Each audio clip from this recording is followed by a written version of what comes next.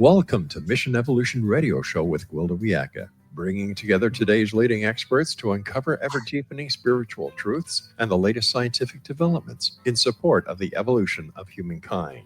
For more information on Mission Evolution Radio with Gwilda Wiyaka, visit www.missionevolution.org. And now, here's the host of Mission Evolution, Miss Gwilda Wiyaka.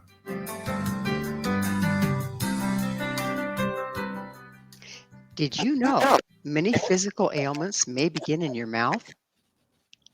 Mission Evolution radio show is coming to you around the world on the X Zone Broadcast Network, xzbn.net. With us this hour to explore the hidden role dentistry may play in physical illness and healing is Dr. FELIX LIAO. Dr. LIAO is a thought leader in natural wellness and the mind-mouth-body connection. He's the founder and director of the Whole Health Dental Center in Falls Church, Virginia, and has served as president of the International Academy of Biological Dentistry and Medicine. A practicing dentist for more than 30 years, Dr. LIAO gained acclamation for having identified impaired mouth syndrome as an overlooked source of many medical and dental issues, and developing an effective intervention framework. He's the author of 6 books, his latest, Licensed to Thrive. His website, holisticmouthsolutions.com. Dr. LIAO, thank you so much for joining us on Mission Evolution. Delighted. Thank you very much for your wonderful work. Oh, thank you, and the same to you. So what prompted your expansion beyond just general dentistry? Well, I was always interested in teeth grinding. When I got to dental school as an engineer, I found that teeth grinding was so prevalent, number one. And two, the answer is so, I don't know, kindergarten-like. A night guard for teeth grinding, it did not begin to make sense. I mean, why would the body destroy the hardest tissue it has in the first place? And so that began a year-long, lifelong quest inside and outside dentistry for solutions. And long story short, after 35 years on the long and winding path, the answer was in the airway. And the airway is determined, surprisingly, by the jaws. So that's how I became who I am today, an airway mouth doctor. When you said airway, I was not thinking in the mouth. I was thinking more radio. So Yes.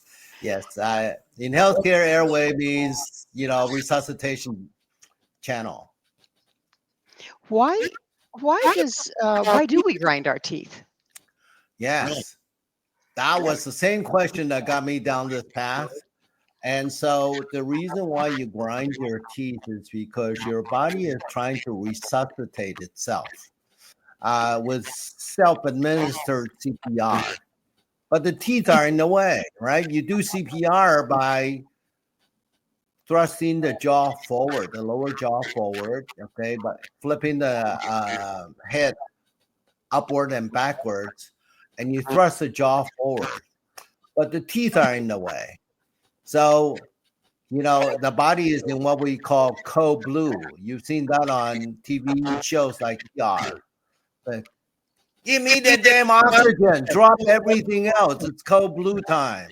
Right. So if the teeth are in the way, well, you got to get out of the way. We got to open up the airway. Okay. So teeth grinding is a built-in compensation mechanism by the body when the airway is closed down during sleep. So if you have sleep apnea and you probably don't even know it, that's what's causing the teeth grinding? Yes. In fact, many people with sleep apnea have teeth grinding as a early siren screaming from the body, but no one is trained to recognize that. Not the dentist, not the medical doctors, not the sleep doctors, not the patients, not the parents. Because actually in the world of dentistry, medicine, and healthcare, the earth just turned round from being flat. We just came out of dark ages with the realization of how important the airway is, thanks in part to COVID. So what did COVID have to do with it?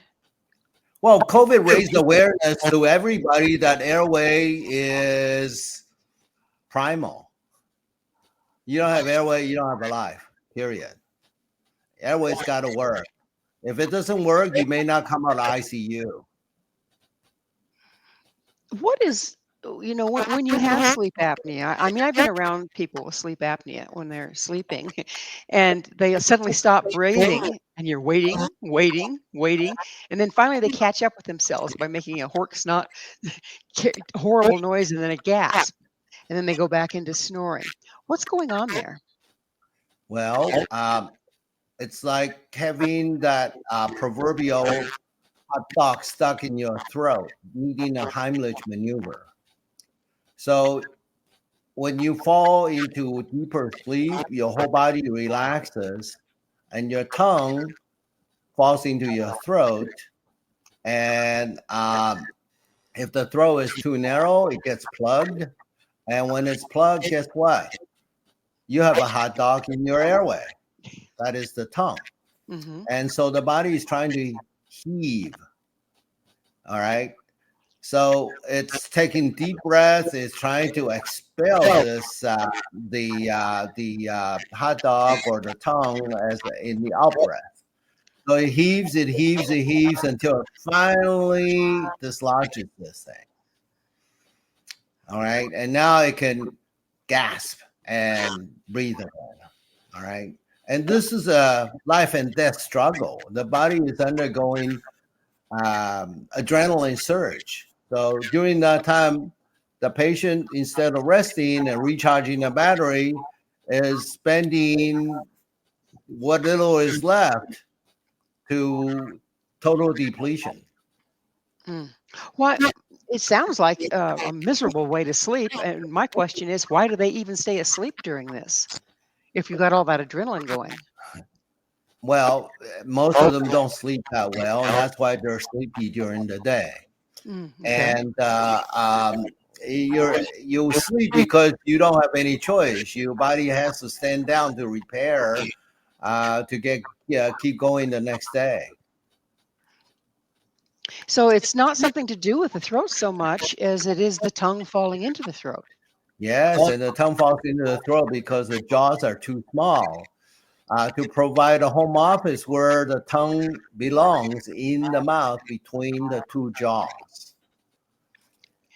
That sounds like a design error. Is that something that we're born with, or does it develop through our life? It's a structural error, but not by design. It's by default. Eating the standard American diet, you will end up with a deficient jaw, with crowded teeth, TMJ problems, teeth grinding problems, and those are the precursors to eventual sleep apnea after, it's been missing on healthcare's radar for all the decades. My goodness. So what about our diet is causing this? Right. So processed food does not have the freshness factor. Foods that comes out of a box do not have the ingredients for growing jaw bones. So we have gone basically inorganic and mutant. We really are de-evolving as a species. All right. Our jaws, our wisdom teeth don't have room. Our crowded teeth get pulled out and spaces closed with extraction, retraction, orthodontics. And so now you don't have a 6-foot tiger in a 3-foot cage. You have a 2-foot cage now. Okay. All the stuffy nose and mouth breathing leads to narrow jaws. And that gets ignored by all the pediatricians, all the pediatrics, well, I shouldn't say all. I mean, there's a starting awareness, but historically it's been ignored. That's why we have suddenly, a whole epidemic of sleep apnea. Well, it get to come from somewhere, and that somewhere is that the 6-foot tiger, 3-foot cage is missing on the doctor's radar in the previous generation of medical and dental school training. So the tiger being the tongue, I take it, and the cage being the mouth. Yes. Okay. So if you you're talking about diet being deficient, ergo the jaw doesn't grow. Does this only affect as we're growing up, or does this continue? Well, it's like trying to go through life driving a lemon for a car. All right, this impaired mouth structure, okay, it's like your lemon that is supplying your vital organs, your heart, your brain, your joints, your gut. When you're oxygen deprived, nothing works. Okay, so it gets worse through life, and teeth do fail in the presence of hypoxia or a low oxygen supply because of a choked airway. Okay, there are a lot of unnecessary root canals and failed implants because of poor oxygenation and poor sleep and teeth grinding. So it does get worse with time, with mileage under the belt. So you're saying that the impaired mouth syndrome causes the apnea, which causes hypoxia or low oxygen, which then turns back around and compromises your teeth? Yeah, that's one of the complications. One dental trouble after another is a strong CSI clue that you have choked airway from impaired mouth. So it's not just sugar, huh? It's not just your sugar, because I see a lot of cases where a patient maintained perfectly healthy teeth and they still have one dental trouble after another. Okay, so the teeth are healthy, but the gums aren't, or? The teeth are healthy, but so I want you to try do this right now. All of you listening, I want you to clench your fist until your knuckle goes white. I want you to count to 11. And then you release your fist. Okay. Can you feel the circulation going back to your fingertips? Okay. Eventually it gets pink again, yes. Yes. That's what happens when you clench your jaws and grind your teeth. You're cutting off circulation to your root canals. Oh, That's okay. how they die. Okay. That's why teeth crack. Okay. So, yes, this is a downstream consequence of impaired mouth structure. Teeth also pay the price. But all dentists are trained to do is fix the symptoms, like tooth carpenters and plumbers, but they never quite get to the root cause. That is undersized jaws, oversized tongue, and choked airway. Wow. Well, it's time for us to take a station break. Dr. LIAO and I will return very shortly, so don't go away. This is Mission Evolution, www.missionevolution.org.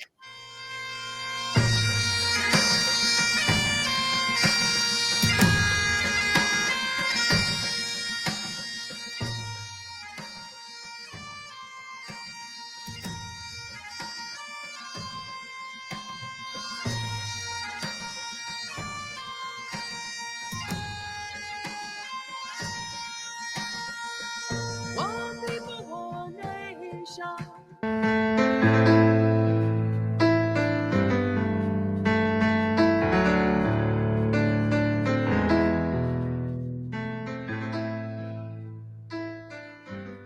Is your mouth impaired?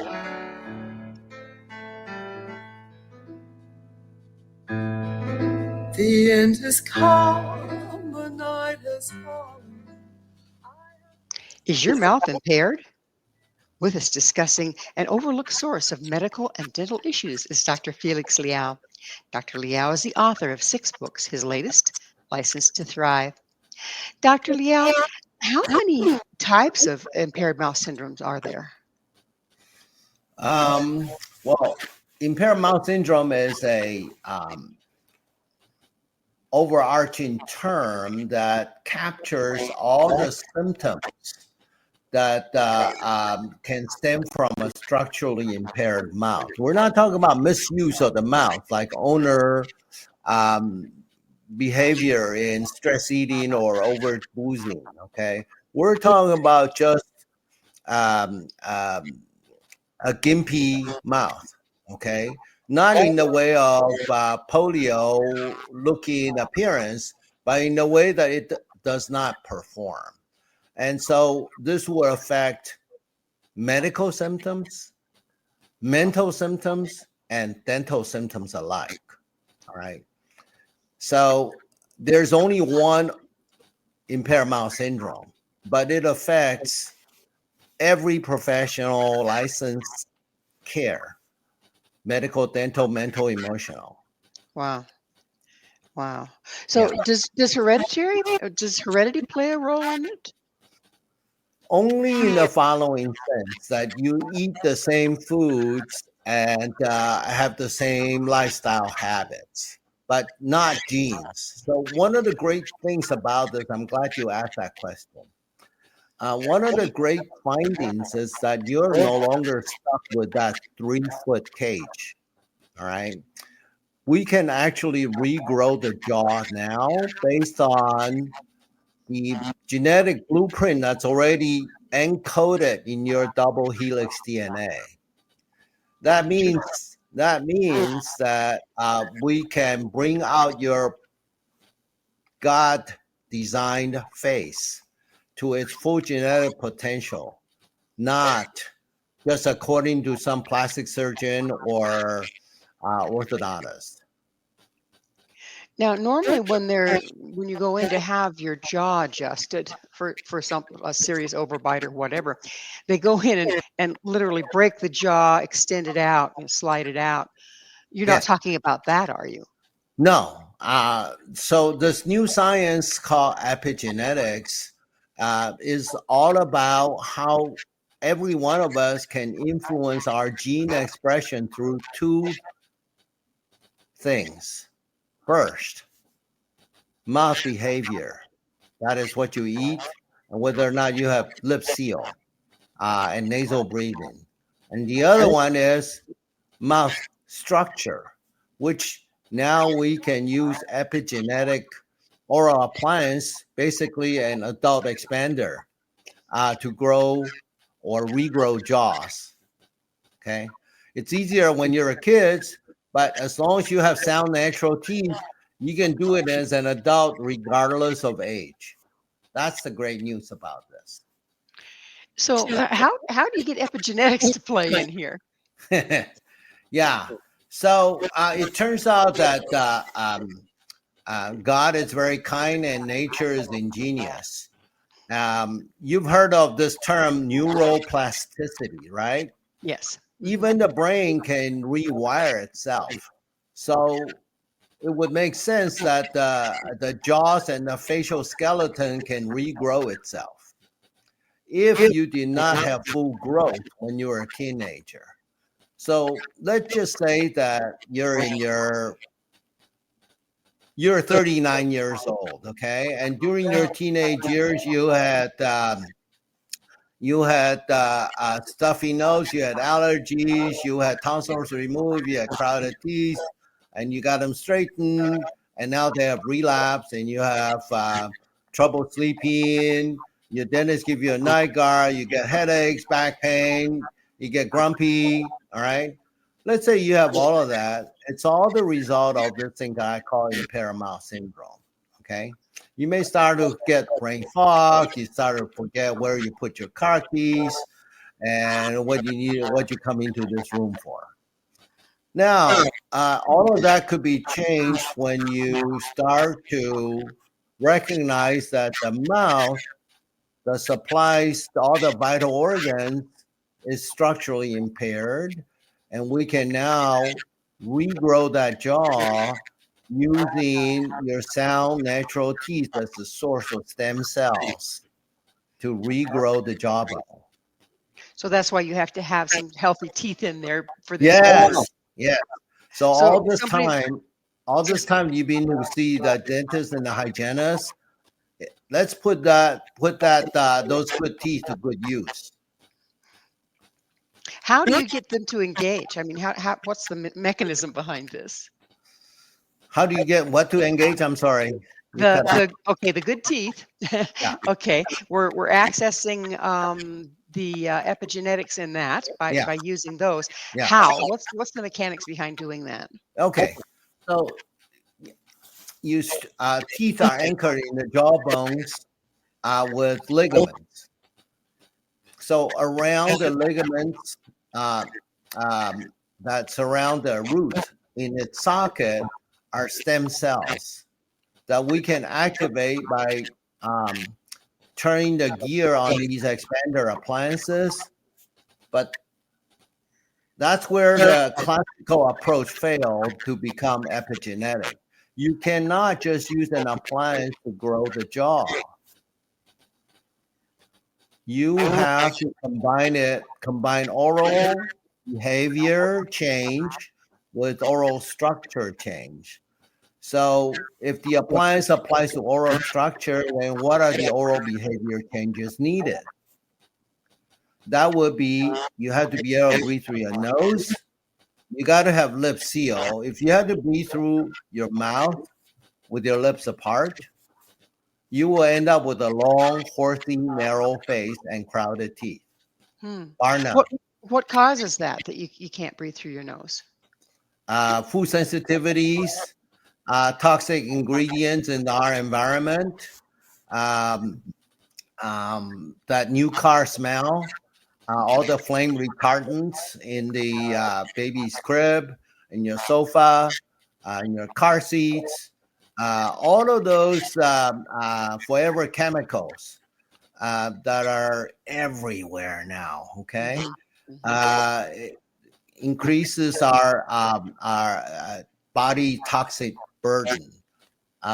Never mind all the genetically modified foods and all the preservatives and all the fixatives and all the plasticizers. All right. So anything that's processed, not whole food, I consider them a potential irritant to the body. And the body reacts to irritants by becoming swollen and inflamed. And that's how you end up with stuffy nose or runny nose. Right, and then you start breathing through your mouth. Yes. And if you're a child, you've been breathing through your mouth, then even if you've cleared it, haven't you kind of developed that habit? You have to retrain the way you breathe? Yes, you do. Yes, you do. But we are fortunately programmed to breathe through our nose, so it's doable. It's doable. Yes. So what okay, the child is born. As they grow, the jaw isn't growing adequately because of malnutrition. And so they go in and they have teeth pulled and they have braces to get everything looking straight and lovely again. Now what are we dealing with? Well, I have seen thousands and thousands of patients where the patient has got straight white teeth, but the owner is miserable. All right. And so cosmetic dentistry, while it's socially desirable, isn't necessarily health desirable. In other words, it's too short a goalpost for whole body health. All right, you want to go to a dinner party with party teeth? By all means, go for it. But it's like your high heels, right? There are side effects to that when it's not what I call physiological. That means it does not follow the logic. The teeth are not put where the body wants it. Okay, the logic that the body operates with is called physiology, and cosmetic dentistry put it where the doctor thinks it looks good and where the patient thinks it looks good. But it's like the high heel. It's not necessarily good for your physiology. So if you're dealing with say your child they're growing, but their jaw isn't growing as fast as their teeth, and they've got a mouthful of teeth, like we were talking about, that starting to cross over each other and whatnot. So sans the pulling teeth in braces, is there something that you can do to correct this and so that the teeth aren't so crowded? Absolutely. The main thing is one, lip seal from absence of nasal obstruction. That means diet. You have to be a vigilante on what goes into your kid's mouth.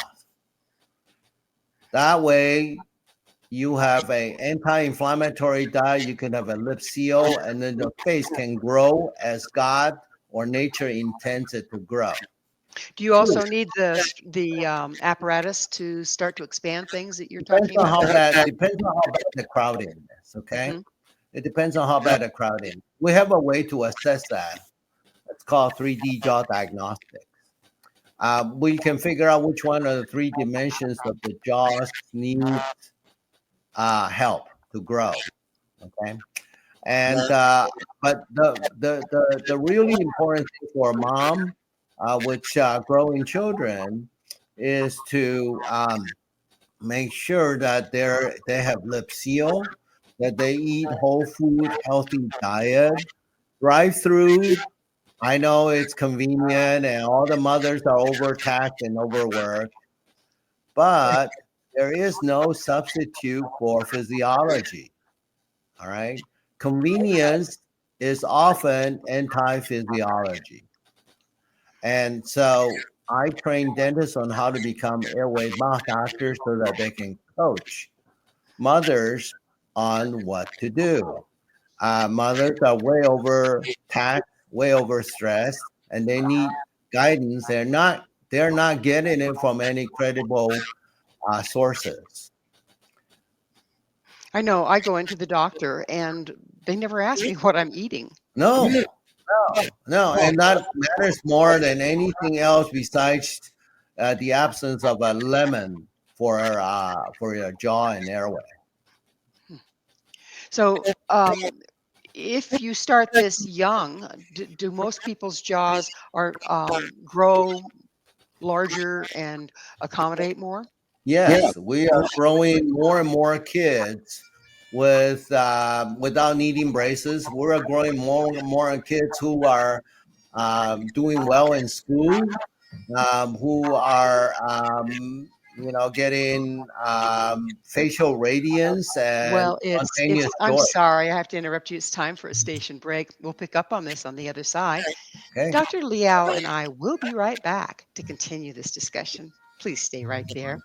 This is Mission Evolution, www.missionevolution.org.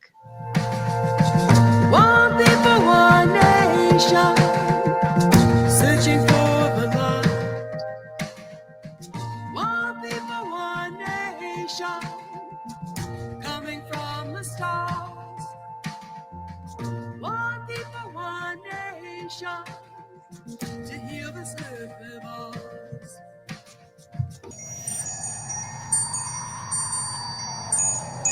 I've been broken, shattered, cast to the wind. I am scattered upon the wind. I've been broken, shattered. Has your get up and gone, got up and went? This is Mission Evolution, missionevolution.org. With us discussing how compromises to vitality can actually start in your mouth is Dr. Felix Liao. His website, holisticmouthsolutions.com. Dr. Liao, there's chronic fatigue, and it seems to be on the rise as well. How much of that has to do with what we're talking about? Oh, it is one of the cardinal features of impaired mouth syndrome, fatigue, okay, and escalating fatigue. So we wear out our body and energy tank during the day, and how to recharge that to keep going the next day? Well, you sleep overnight, okay, and during sleep, although on the surface you look at somebody sleeping, on the surface looks very peaceful, but underneath, the cleaning crew and the maintenance crew is out in full force to get you ready for the next morning. Okay. So you have 9 to 5 routine, and on weekends are you're even busier than your weekdays. How does your body keep up? And the reason that the only way is to sleep soundly and deeply so that the maintenance crew can do their things. And so when your airway is blocked during sleep, You have to struggle to stay breathing because breathing is not optional. You are not repleting your energy. You are not recharging your battery. You're fighting to stay alive. So a lot of people have morning tiredness when they wake up. And many of them live with that for decades. I have people who leave comments on my website and said, "What? You mean it's not normal to not really feel like I can get going until noontime?" No, you are supposed to wake up when the sun rises and be ready to go, because how did our ancestors get us here? Yes. So, does impaired mouth, I know hormones are a huge, important part of our functioning. Does impaired mouth syndrome affect the hormones? You better believe it. So the hormones, like any system in the body, requires nutrition, and it requires um, circadian rhythm. It requires sleep to self-regulate, meaning that the body can run itself. Okay, so people who have fragmented sleep, they're going to have more PMS and erectile dysfunction. That's been proven in research. Oh my goodness. People who have who have sleep and airway problems, they're going to have seasonal affective disorder. That means they're going to become more depressed in the wintertime when there's less sunshine, and they may even be more depressed all year round. Is And that because of the pineal being affected with the hormonal imbalance? with the sunlight, Okay. yeah, yeah. And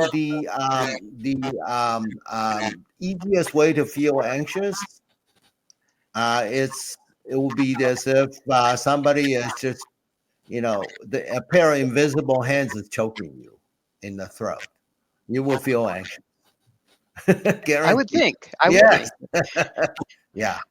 So, if I've had it happen myself, I mean, particularly when I had COVID, Yep. I started waking up in a panic attack. Yeah.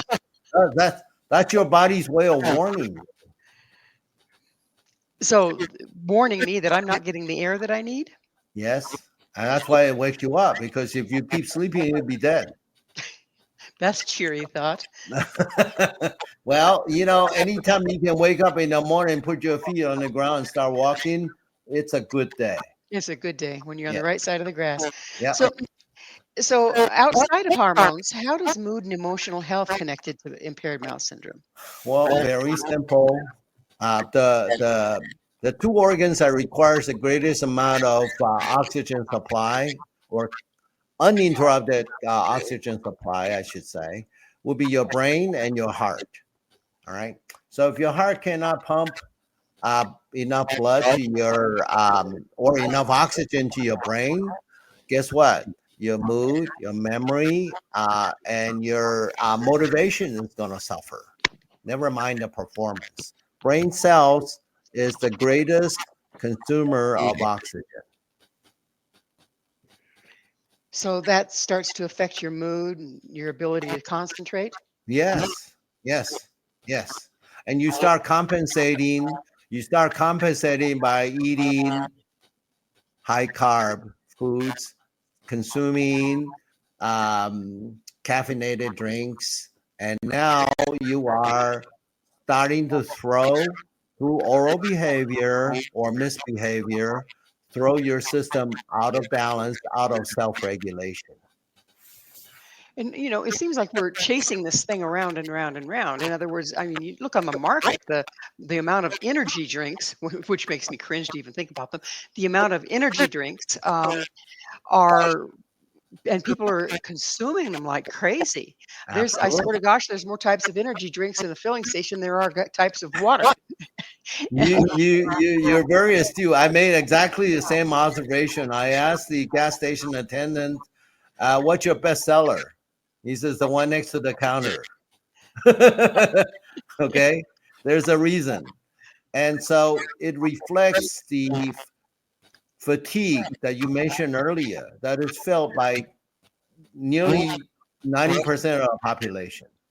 There are not that many good sleepers left physiologically, meaning that from the body standpoint, that good sleepers are getting enough rest and oxygen and repair overnight so that the next morning they're good to go again, like the day before.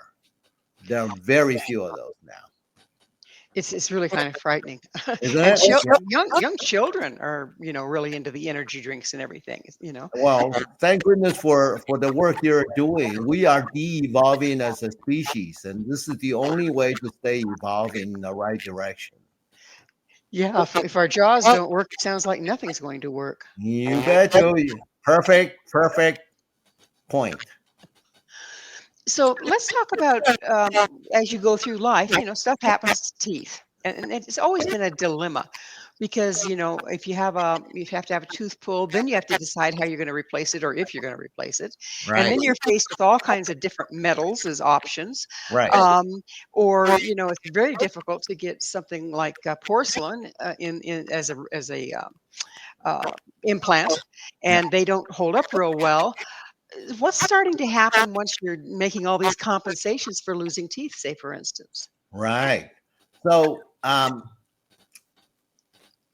when you grind your teeth, you clench your jaws, you are going to whip out your teeth that are designed to last you a lifetime or 100 years.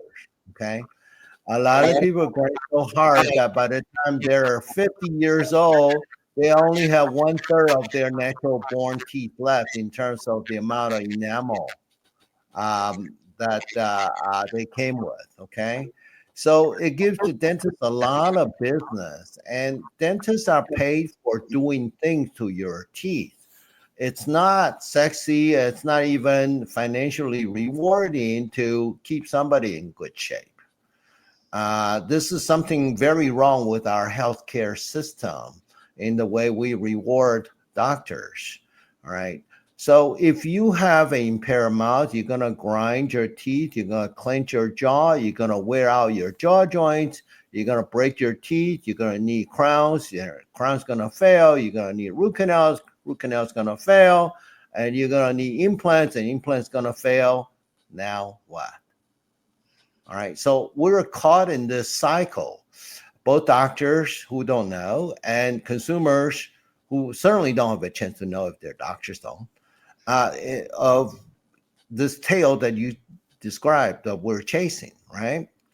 So the only way you can stop an implant from failing is to control teeth grinding. As we said, teeth grinding is one frame in a movie. The movie is not called The Dental Bite. It's called Airway Obstruction During Sleep. All right. So there's a study that shows that if you grind your teeth, your implant will fail 3.3 times higher than if you're not a grinder. So I don't know about you. When I go to buy an $80,000 SUV or $8,000 SUV, it doesn't matter. I don't want 3.3 times the rate of getting a lemon. Do you? I hear you. Yes. Yeah. And implants involves, guess what? Pain, shots, drills, surgery, screws. Okay. You don't want to have to repeat that. So the best way to handle this is before you get any dental work done, ask your dentist, what color is my airway? All right. Is it fit to support what you and I want done? All right. Airway first. And if your mouth doesn't support your airway, then get that fixed before you do your teeth. Now, I understand. Go ahead. How many dentists, though, if I ask that question, would even know what I'm talking about? Or why I'm asking? Therein lies the dilemma. We're in the process of ramping up AMD training to turn general dentists, regular dentists into airway mouth doctors. Because literally, as my patient told me, where were you when I needed you 30 years ago? As my patients say, I wish my dentist had been an airway mouth doctor. We desperately need this knowledge and skill set to stop a lot of the medical, dental, and mental emotional problems, because teeth grinding is never just teeth. All right. It's complicated enough to go from failed natural teeth to failed implants. Okay. And everything in between. But it's also about all the disease care 1.0 in symptom management with drugs, surgeries, and everything else that the healthcare system throw at our presenting complaints to the doctors and hospitals. But you never quite get to the root cause of the problem. I mean, sleep apnea is at the bottom of a downhill slide, all right, where you have 1 foot in the coffin already. Nobody's asking the question, what is at the very start of that downhill slide? Well, here's the answer. It's impaired mouth syndrome. And that's why we need dentists to be trained to recognize impaired mouth. Well, it's that time again for us to take another commercial break. Please stay with us as Dr. LIAO and I continue to explore impaired mouth syndrome and the ramifications of having it. This is Mission Evolution, www.missionevolution.org. One people, one nation, searching through the night. One people, one nation, searching for the light. One people, one nation, coming from the stars. One people, one nation, to heal this earth of ours.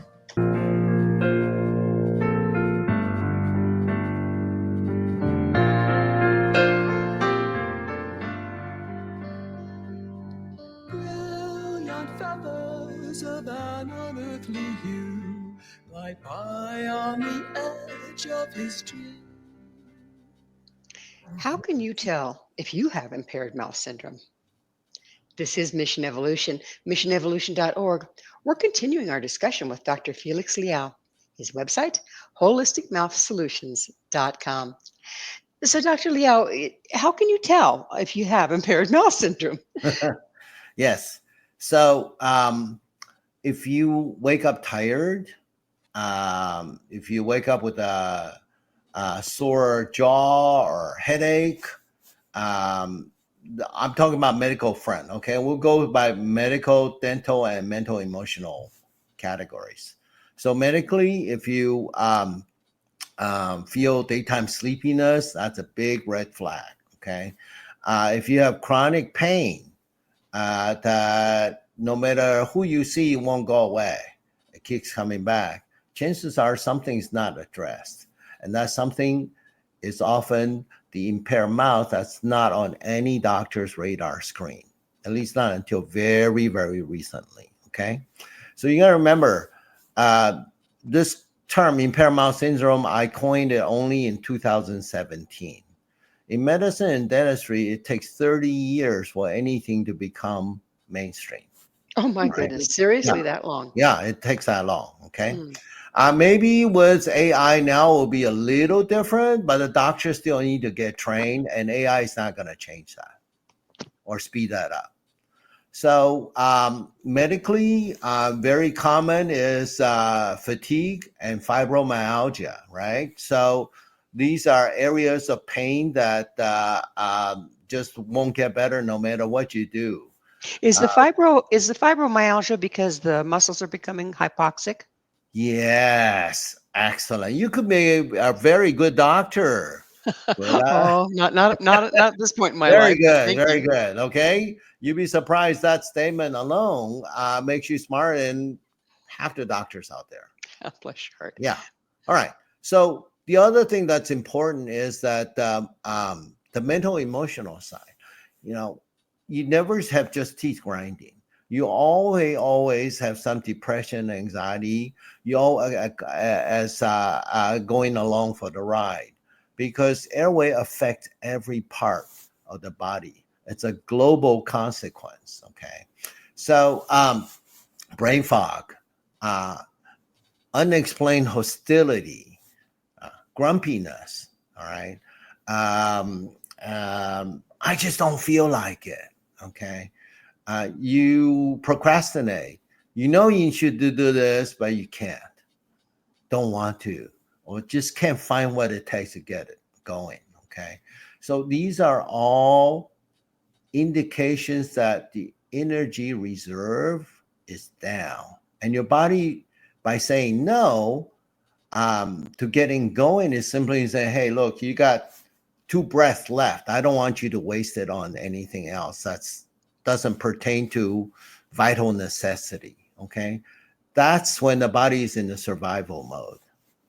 Now, dentally, how do you know if you have impaired mouth syndrome? Well, if you have one dental trouble after another, if you have lingering sensitivity, you have a root canal done, you have persistent aches and pains, or the treatment process is horribly painful.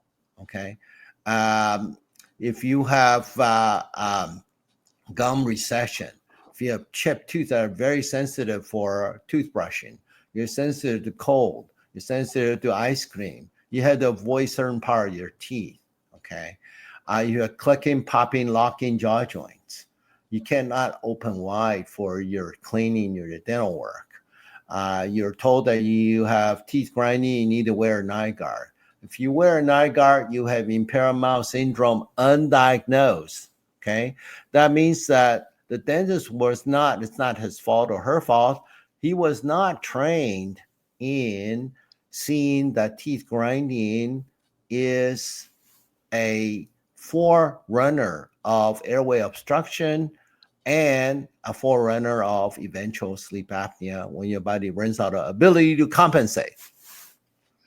So how can you tell if you're grinding your teeth? I mean, I don't have any of those symptoms, but does that necessarily mean that I'm not grinding my teeth? Well, your dentist can tell. Dentists who are not trained in as airway mouth doctors can tell. Your hygienist can tell because you have what we call matching wear facets. You put Okay. your front teeth together edge to edge and go side to side. If they match up, you grind your teeth. All right. Sometimes you can't tell because you're asleep. That's true. So it's never just a simple thing like, okay, you got no tread, so your tire is worn. But you have matching wear facets. Yes, that's conclusive that you grind your teeth. Okay. So on average, how many people do you think suffer from impaired mouth syndrome that may or may not know it? Okay, so it depends on who you talk to, right? Hmm. People who are not trained in this, they're not qualified to answer. But doctors I have trained, they all say 95% of their patients have impaired mouth syndrome. Oh my That's goodness. how high this is. Okay. If you have had braces, you have impaired mouth syndrome. If you have crowded teeth, you have impaired mouth syndrome. Why? Why is the mouth impaired? Okay. It's because it did not grow to full jaw size and full genetic potential. And you're saying we can still do that at any age? That's right. That's Yes. the good news. And we can do this without pain, without shots, without drills, without surgery, without pills, without screws, without braces, okay? Without any of the things that you typically associate with going to the dentist with. Now, the apparatus that you talk about that starts to create more space, do you have to wear that all the time, or is this a No, treatment that you have? no, you only need to wear it from sunset to sunrise because during hours of darkness is when the growth hormones are released. Okay. Hmm. Yeah. So not during the business or school hours. Okay. And how complex is this thing? Is it like having your head in Darth Vader's helmet, or is it pretty No, simple? no, it's very simple. It's like wearing a basketball player's mouthpiece or a football player's mouthpiece or an expander when you were a kid or retainer after braces. So, is surgery ever required to correct impaired mouth syndrome? Only in outlier cases and only in cases where the patient is not willing to assume any responsibility and do any work. Yeah, it does take participation, doesn't it? Yes, yes, it Well, takes buy-in and compliance because the outcome in epigenetics is that it's 100% patient-driven. mm. So you speak of bringing on children's best face. What do Yes, you mean by that? yeah, great question. Um, so God or nature put 32 teeth in our heads. Every tooth is entitled to a certain amount of bone volume around it, just like a tree needs certain amount of earth around it. Okay, so that's why two trees cannot be right next to each other. So each tooth needs to have certain amount of bone, and when all 32 teeth will have the amount of bone they need, you have your best face because your jaw would have grown to your full genetic potential. And when that happens, you will have high cheekbones, you will have broad smiles like Julia Roberts, and you will have a winner's face, and you will perform like LeBron James or any of the athletes that gets interviewed after winning a game.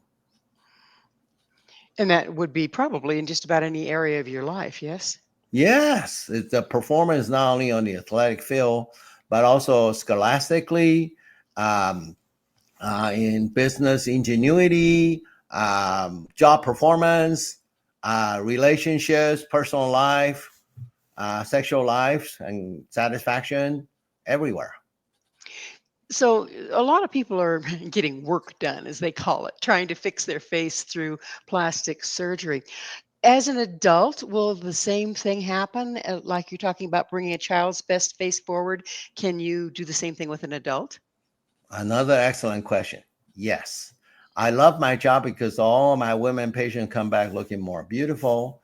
All the children show up happier, and all the men came back more vigorous and with a grin on their face. That's amazing. So you might just happen to make plastic surgery obsolete, right? Well, no, they will always have patients who just say, "Do me," like I was a car, broken down on the roadside. You told me, right? They want the other people to do them.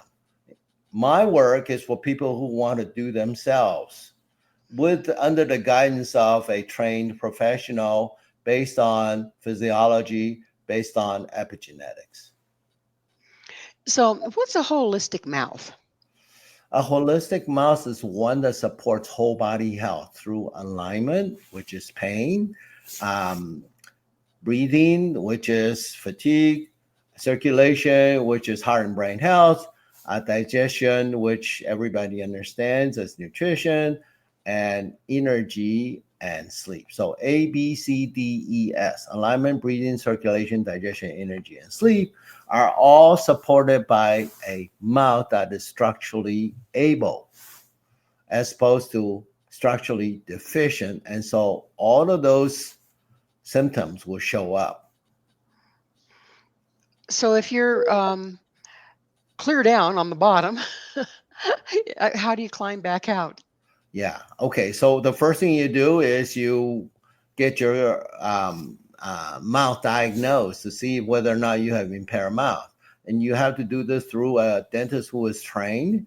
And because we're just starting this, your dentist is not trained, you might want to introduce them to holisticmouthsolutions.com. Good plan. Good Yeah. plan. So it's about the end of our time together, and I would be remiss if I didn't ask you, Dr. Leon, what's your mission? My mission is to actually help de-evolve the humankind so that it would thrive and continue to evolve like we're meant to be. So get people healthier by evolving from disease care 1.0 to healthcare 2.0 is my mission. Well, it's a beautiful mission and much needed. I thank you for doing it. Thank you. Unfortunately, we are out of time. Dr. Liao, thank you so much for coming on the show and sharing all of this with us. It's a pleasure working with a host as evolved as you are, Gwilda. Thank you. Our guest this hour has been Dr. Felix Liao, a best-selling author, thought leader in natural wellness and mind-mouth-body connection. To find out more about Dr. Liao where you can find his books and all he has to offer, visit his website, holisticmouthsolutions.com. This has been Mission Evolution with Gwilda Wiyaka. For more information or to enjoy our past archived episodes, visit missionevolution.org.